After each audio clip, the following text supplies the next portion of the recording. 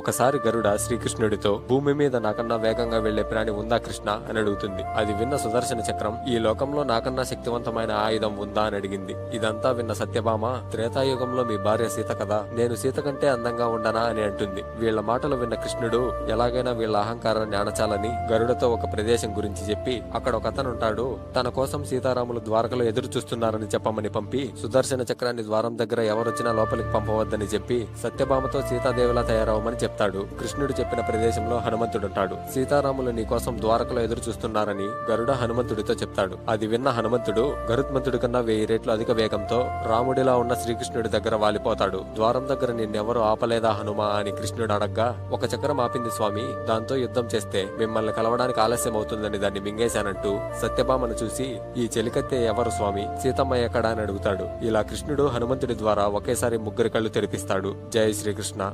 ఒకసారి